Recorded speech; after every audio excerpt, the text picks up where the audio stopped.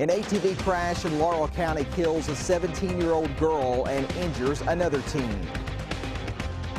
The Attorney General is taking action against a Scott County cemetery that's received numerous complaints. And a watchdog group is crying foul against the Cincinnati Zoo as the investigation into the shooting of a gorilla continues.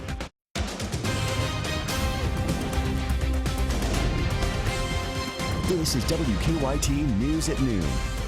Good afternoon from WKYT News. I'm Bill Bryant. And I'm Barbara Bailey. We're working to learn more about the victims of a deadly ATV crash in southern Kentucky. Laurel County Sheriff's deputies say a 17-year-old boy lost control of his four-wheeler and crashed into a tree on South Old Whitley Road. His passenger, 17-year-old Cheyenne Bowles, later died at the hospital. WKYT's Phil Pendleton is near the scene now with the latest on the investigation. That's our top story at noon. Phil?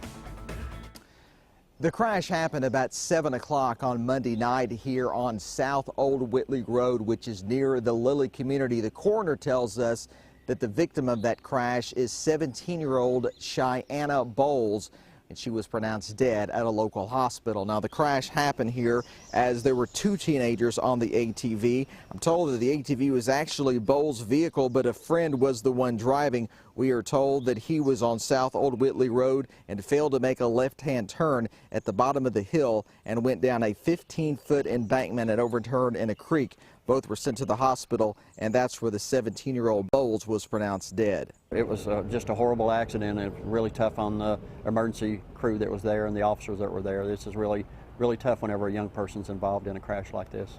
Police have not released the name of the driver of the ATV. They say that's because he is a juvenile, but they say they do not expect any charges to come from the crash. In Laurel County, Phil Pendleton, WKYT. Phil, thank you. And we understand both teenagers on the ATV lived in that area. Deputies are also investigating another deadly crash in Laurel County. The sheriff's office says a pickup truck turned in front of a motorcycle on Kentucky 363 about 10 miles south of London. That was about 9:30 last night. The bike hit the rear end of the truck, and deputies say 22-year-old Sean Couch was driving the motorcycle, and he was pronounced dead at the scene. No one in the truck was hurt. A much anticipated reunion this afternoon in Lexington. Hilda Avalar is returning to Kentucky to begin rehabilitation after surviving a deadly crash in Texas. She will also be reunited with her two daughters. Her 11-year-old daughter Kimberly was also injured in the crash. Her oldest daughter, Bibi Ann, was in Kentucky at the time. But the accident claimed the lives of 4 other family members, Hilda's husband and 3 sons. A man accused in a shooting in southern Kentucky that has 2 women fighting for their lives will face a judge later this week. 38-year-old Brian Bunch is charged with 2 counts of attempted murder. He'll answer to the charges on Thursday. Investigators say he shot the 2 women on Bailey Hollow Connector Road late last night. The victims were flown to the University of Tennessee Medical Center in critical condition. Bunch was arrested 4 hours later. So far, police don't have a motive behind the shootings. Family members of people buried in a Scott County cemetery are expected to receive news they've been waiting to hear this afternoon.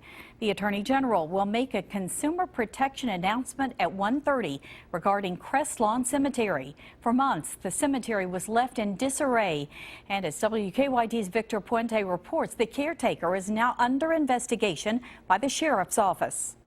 The viewers who contacted us said it wasn't just the condition of some of the headstones here at the cemetery, but also the condition of the cemetery itself. Now the Attorney General and Sheriff's Department are getting involved. The Kentucky Attorney General's office confirmed to us they're making an announcement today regarding consumer protection action against Crest Lawn Cemetery. The Scott County Sheriff's Office also confirmed they have an open investigation regarding the cemetery. People with loved ones buried here tell us they've seen the grass get as high as 14 inches. They say they've eventually come out and mowed it themselves.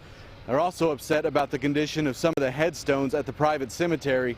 One woman I spoke to said they paid $2,100 for her uncle's headstone more than a year ago, and it still hasn't been put in place. They have a piece of paper marking where he's buried. She said they haven't been able to get any answers from the cemetery's owner, Dale Shackelford. It's disheartening. It's disrespectful. And I think it's more than important, and I think it's wonderful that the community has finally come together to take this by the reins and say, hey, we're tired of this. Jones said their contract included the provision that Crestlawn could be the only one to provide a headstone for her uncle, meaning they could buy one somewhere else even if they wanted to. In Scott County, Victor Puente, WKYT. Victor, thank you. And that announcement from the Attorney General is set for 1:30 this afternoon. Firefighters say an overnight mobile home fire in Lexington is a case of arson. Crews were called to the trailer park off Georgetown Road around 1 o'clock this morning. When they arrived, the trailer was engulfed in flames. No one was hurt. Firefighters think the trailer had been vacant for some time. Well, the beautiful weekend weather over the holiday has carried us to the beginning of a short work week. More rain is in the forecast for the end of the week, but right now it looks good.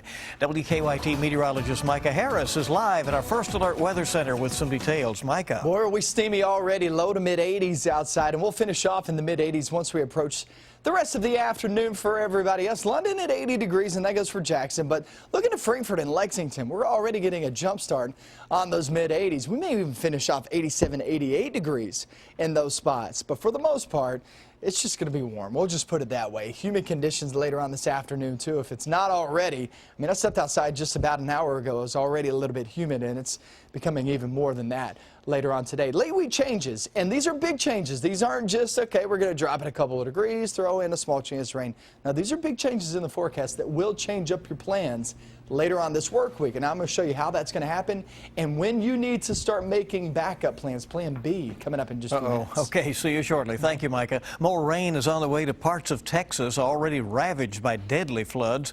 Crews near Houston rescued dozens of people yesterday as rivers consumed land and homes. Storms have dumped about 20 inches of rain on the state over the last few days. And a river that has already claimed several lives could wreak more havoc today. Forecasters expect it to crest at a record level 53.5 feet. The investigation is continuing into the shooting death of that silverback gorilla that was killed at the Cincinnati Zoo over the weekend. Zoo officials shot an endangered animal to protect a 4-year-old boy who climbed into the exhibit. Now an animal protection watchdog group is calling for fines against the zoo. WKYT's Michelle Chamberlain is at the live desk now with the latest. Good afternoon, guys. That group claims to have proof that the zoo is not up to date on safety restrictions. Stop Animal Exploitation now says what happened last weekend makes it clear that the barriers at the Cincinnati Zoo are not adequate. They're asking the federal government to hold the zoo responsible. The U.S. Department of Agriculture says it will be looking into this incident. Stop Animal Exploration Now says this is the third citation for the zoo, which, if is the case, could result in thousands of dollars in fines. This isn't someone that came in with grappling hooks and ropes.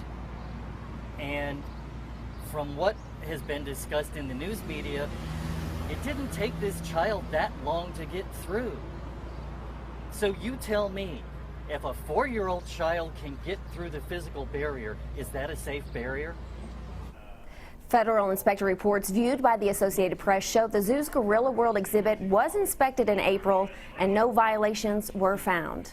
At the live desk, Michelle Chamberlain, back to you. Michelle, thank you. The zoo has not reached back to us for comment on today's news conference.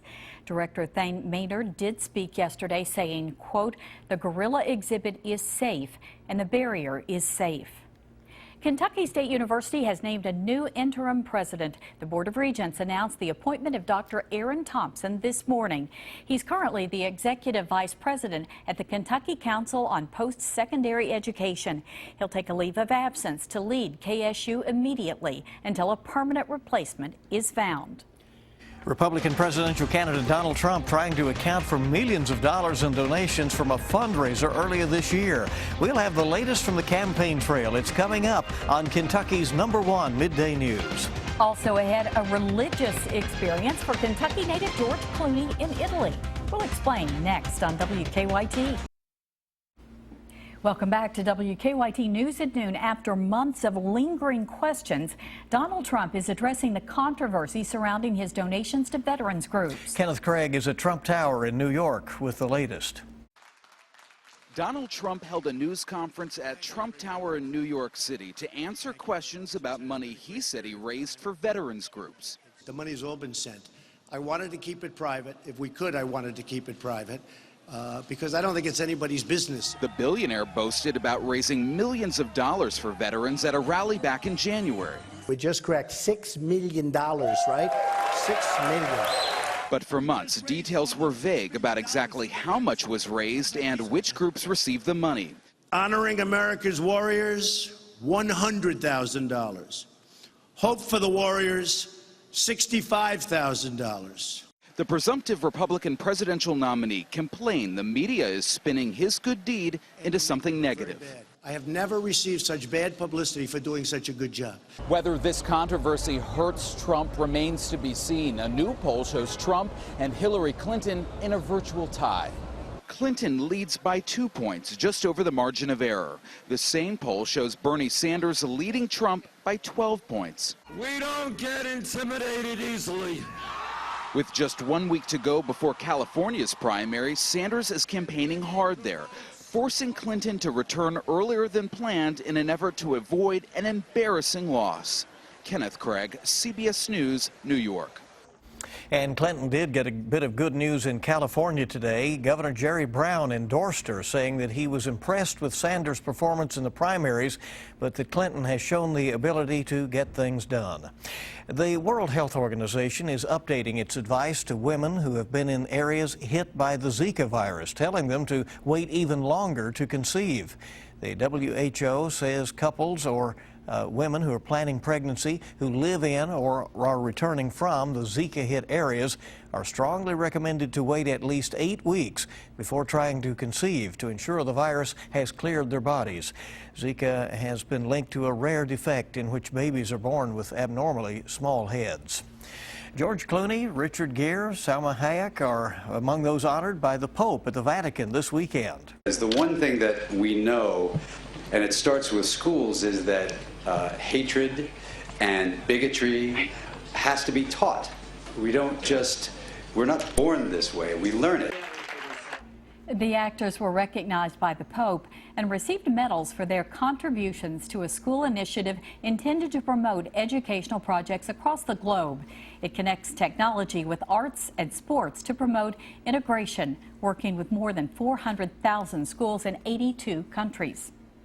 UK healthcare leaders are concerned about the potential spread of the Zika virus this summer. We'll tell you how you can prevent it coming up.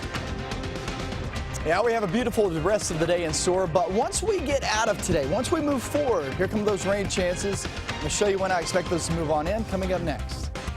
Now, your zone-by-zone forecast with meteorologist Micah Harris. It has been some warm days the past 3 to 4 days, and you know what? They've been actually pretty nice. We haven't seen much rain within those. If you have had a pop-up thunderstorm, then you know as well as I do, it gets pretty heavy. There's a lot of moisture within these.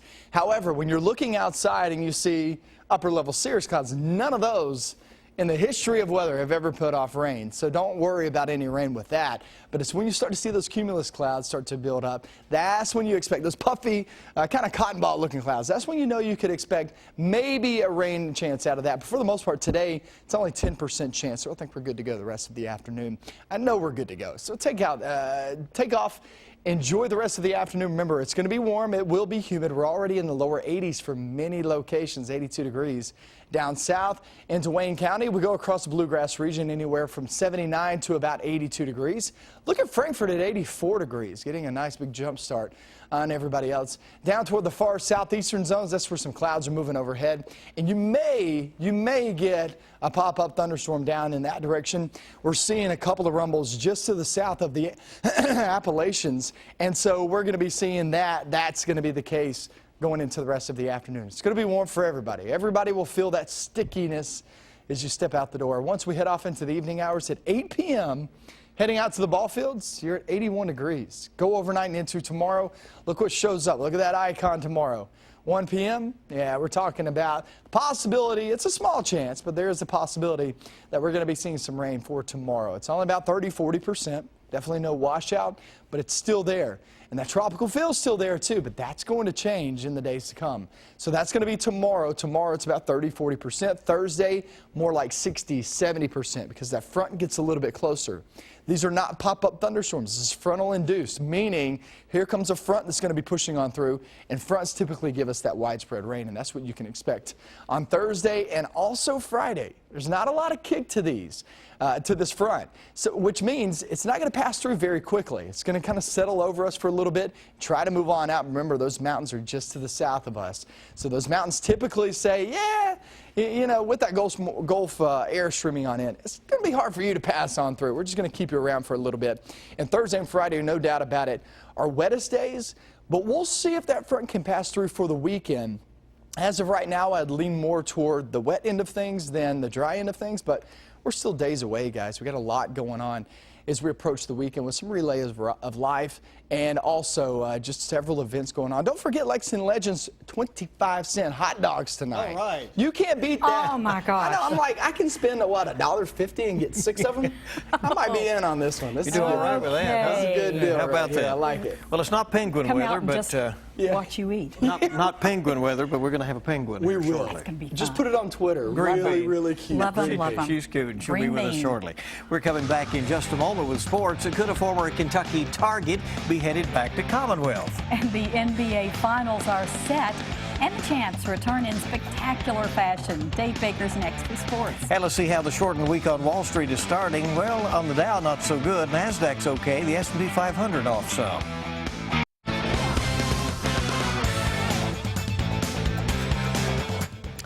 $1981, that was the last time an NBA playoff team had come back from a 3-1 deficit in a conference final. But that's exactly what Golden State was trying to do last night, which would put the defending champs back in the NBA Finals. Here we go, Game 7, Western Conference Finals. OKC builds the early lead. How about Enes Kanter? Oh, my gosh, would this guy have been good here. Little jumper off the kick out from Dion Waters. Thunder up by 7. Second quarter, off the steal, Westbrook to Kanter. Lay-in. 8 first-half points for Kanter. Thunder up 9. Time winding down in the half. Oh, my gosh, this Steph Curry guy. As the kids say, he is off the chain. Look at that. Warriors down 6 at the break. They trail again in the fourth, at one time down 13, but Curry, I mean, you just can't describe what this guy does. 7 3-pointers. He had 36 points, 8 assists in 40 minutes. Game 1 of the NBA Finals Thursday night at Golden State. Wow, that guy is something.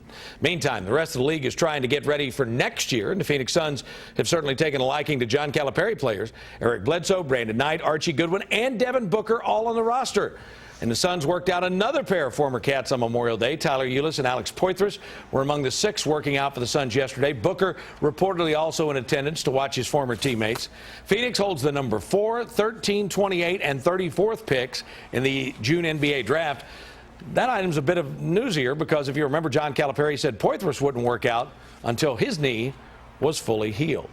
And what about the future for the Cats? Malik Newman had offers from UK and Kansas, but instead decided to go to Mississippi State. Now, instead of leaving the Bulldogs for the NBA, he's transferring less than a week after opting out of the NBA draft. A league source told me just a short time ago it was highly unlikely that Bulldog head coach Ben Howland would grant Newman a release to transfer to another SEC school. But that source also added that Purdue, Kansas, and yes, Western Kentucky with new coach Rick Stansbury was making a big push to land Newman. Tonight on the Big Blue Insider with Dick Gabriel, Joe Mugar, one of the founders of the basketball tournament, a $2 million winner-take-all event that's got a team of former Cats on it. That's at 6 on 630 WLAP. In the last little bit, Rick Pitino has said that the Kentucky-Louisville game will be on December 21st this year. That means there'll be a little more spice to it. Tough to be nasty the day after Christmas. And the latest from the SEC meetings down in Sandestin. That comes your way a bit later, guys. But for now, let's look at sports on this Tuesday. Yeah, move that game a little before Christmas. All right, Buzz, thank you. And keep it here on WKYT. A lot more coming up in our next half hour. A government grant to help coal miners in Kentucky. I'm Mike Byer at the intersection of High Street and Woodland Avenue, where early this morning, 2 businesses just feet from each other are broken into. Coming up at 12:30, we'll hear from both business owners who call this a big heartache. Tonight's Mega Millions jackpot, $235 million, and Wednesday night's Powerball jackpot is $100 million.